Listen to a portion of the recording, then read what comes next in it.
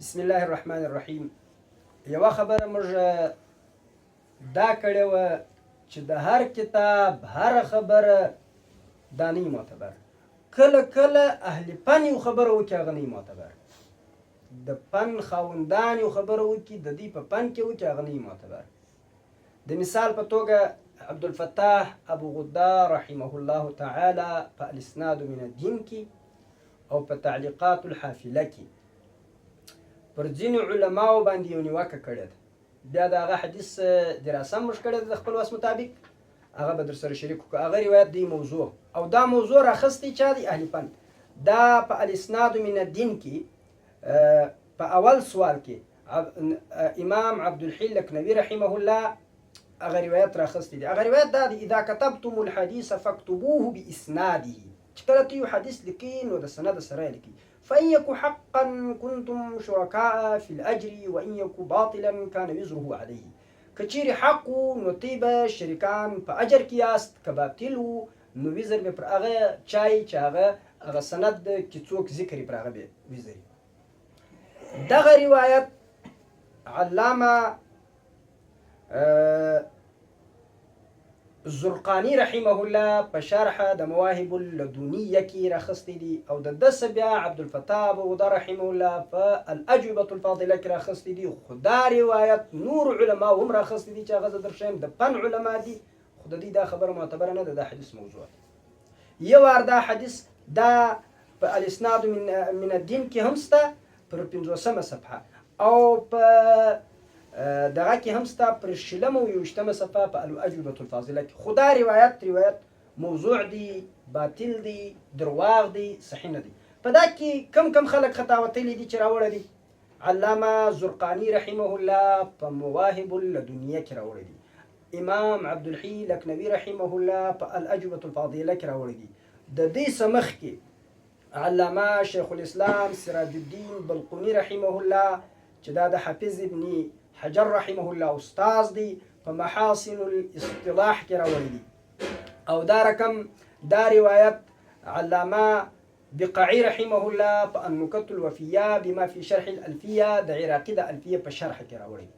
دا علما محدثین هم دي، ناقدین هم دي. او دا د دې مطلب امام عبدالفتاح ابو غدار رحمه الله وای چې دا ګرده. او دا روایت علامه سیوطی رحمه الله په جامع الصغیر کې راوړی دی، خو خالی ضعف ته اشاره کړې ده چې ضعیف. نو دا هغه علما دي چې دا روایت دغه سره راوړی دي. اوس یې ور د دې سند دا روایت دوی وایي چې د دوو علماو سره نقد، یو د ابو نعیم په حلیه کې دی او یو د امام حاکم رحمه الله په معرفة علوم الحديث کې دی یا المدخل الى علوم الحديث. خدا د تلاش د ډیر تلاش باوجود چې دا تلاش موږ په خپل هم کړی دي او دا تلاش عبدالفتاح ابو غدار رحمه الله هم کړی دي او دا تلاش علامه محمد عوامه حفظه الله هم کړی دي. موږ دوی هم دا ویل چې موږ ته نسو پیدا، موږ هم د دې بات کوشش وکړو موږ ته په هغو کتابو کې نسو پیدا. خو به هر حال بیا هم مسندن دی په یو دوه کتابو کې ذکر کړی دي، موږ ته په ډیرو کتابو کې پیدا سو. زه هغه کتابونه ته وایم. دا روایت مسندن امام سیوطی رحمه الله په بغیة الوعات فی طبقات اللغویین والنحات په هغه کې راوړی دی. او دا روایت امام ابو سعد سمعانی رحمه الله په ادب الاملاء والاستملاء کې راوړی دی. دا روایت امام ابن عساکر رحمه الله په تاریخ دمشق کې راوړی دی. دا روایت امام رافعی قزوینی رحمه الله په التدوین فی اخبار قزوین کې راوړی دی د حاکم په واسطه. ټولو سند ذکر کړی دی دوی، خو حاکم په کسته په دې سند کې.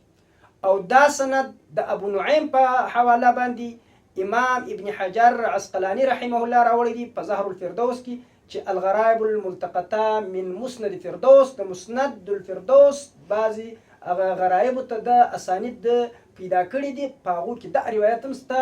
دا بیا د ابو نعیم په واسطه دی. دا ابو نعیم او حاکم چې دواړه پر کوم ځای سره یو ځای کېږي، د هغه ځای سره دا سند یو کېږي. هغه د دې دواړو سند چې سره واخلي دا پر عباد بن یعقوب سره یو ځای کېږي. نو د دا ځای زه دا سند وایم: عباد بن یعقوب قال حدثنا سعید بن عمر عن مسعدة بن صدقه عن جعفر عن جعفر بن محمد عن أبيه عن علي بن حسين عن أبيه عن علي قال قال رسول الله صلى الله عليه وسلم إذا كتبتم الحديث فاكتبوه بإسناده إلى آخر. دا روایت موضوع دی، کذب دی، درواغ دی. او دا روایت د کوم راوي په وجه باندې پر دې باندې کلام سوی دی؟ پر دا روایت کلام سوی دی د مسعده ابن صدقه په وجه باندې. مسعده ابن صدقه دا د سعید بن عمر استاد دی، دا راوي متروک دی، پر دې باندې جرح شدیده ده. نو په دې وجه باندې علماو د ده په ترجمه کې راوړی دی، بیا ویلي چې دا موضوع دی. دا روایت باندې خو نو ډېرو خلکو کلام کړی دی. زه بعضې کتابونه ته دا زما لاس کې میزان الاعتدال د علامه ذهبي رحمه الله دی، دا زما سره په دا یوه جلد کې دی، خو دا هسې دغسې دلته شاته چې پروت دی هغه تقریبا په 8 جلدونو کې دی.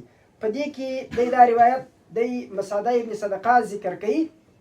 د هغه بعد دی دا وایي مسعده ابن صدقه عن مالك وعنه سعيد بن عمر قال الدارقطني متروك.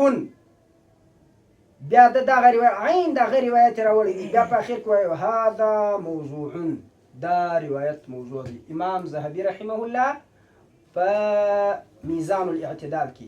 دویم علامه حافظ ابن حجر عسقلاني رحمه الله په لسان الميزان کې، چې دا طبع زما سره په 3 جلدونو کې سته او دا دغه په 10 جلد کې دی.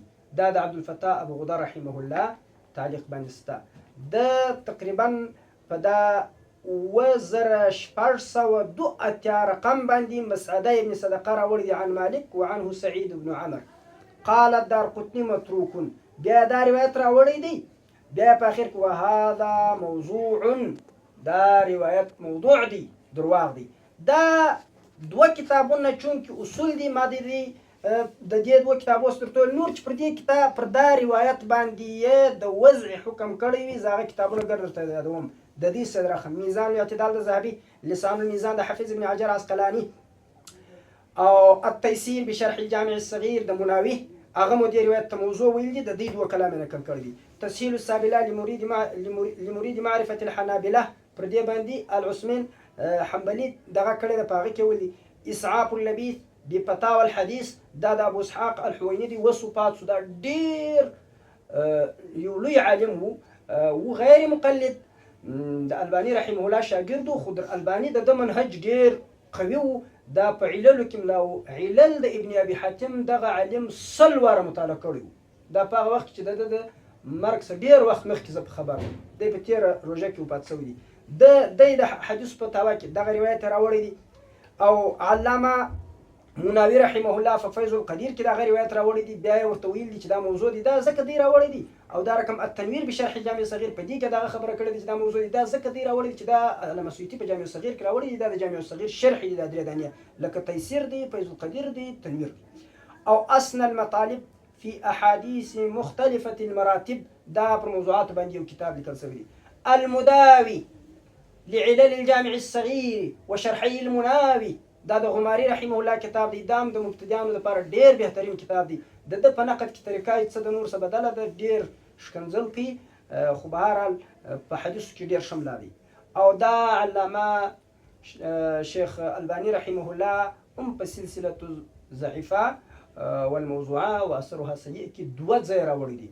خو دا ځکه موږ دغه حوالې ګردې ذکر کوو چې دا زموږ د علماو سره د دې مطابقت شته. نو دا بیا عبدالفتاح ابو غدر رحمه الله هم دې ته موضوع ویلي دي، دا د ده په تایید کې دي.